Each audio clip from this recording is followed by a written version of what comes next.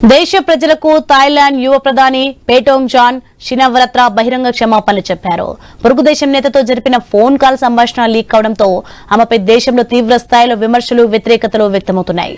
కంబోడియాతో సరిహద్దు వివాదాల కారణంగా రెండు దేశాల మధ్య సంబంధాలు దెబ్బతిన్నాయి.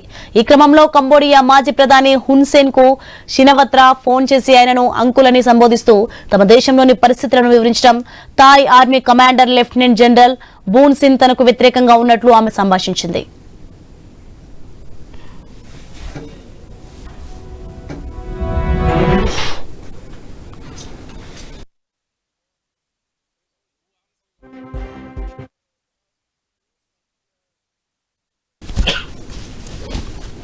ఇక జూన్ 15న ఈ ఫోన్ కాల్ సంభాషణ తాజాగా బయటకు రావడం వివాదాస్పదమైంది. స్వపక్షం నుంచే ఆమెపై విమర్శలు వెలువెత్తాయి. ఆమె చర్యతో దేశ పరువు, ఆర్మీ గౌరవం దెబ్బతిన్నాయని ఆరోపిస్తూ సంకీర్ణ ప్రభుత్వం నుంచి conservative Bhumjaithai party బయటకు వచ్చింది. థాయ్ పార్లమెంట్ లో 69 మంది ఎంపీలు ఆమెకు మద్దతు విరమించుకున్నారు. దీంతో 500 మంది సభ్యులున్న థాయ్ పార్లమెంట్ లో షినవరత్ర కేవలం 254 మంది మద్దతుతో మిగిలింది. ఈ వివాదం నేపథ్యంలో మరో మిత్రపక్షం వైదొలిగితే షినవరత్ర ప్రధానికి పదవికి రాజీనామా చేయాల్సి ఉంటుంది.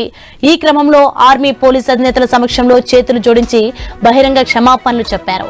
శాంతిని నెలకొల్పాలన్న ఉద్దేశంతోనే తాను ఫోన్ చేసి మాట్లాడానని, ఇకపై హున్ సెన్ తో ప్రైవేట్ సంభాషణలు చేయనని స్పష్టం చేశారు.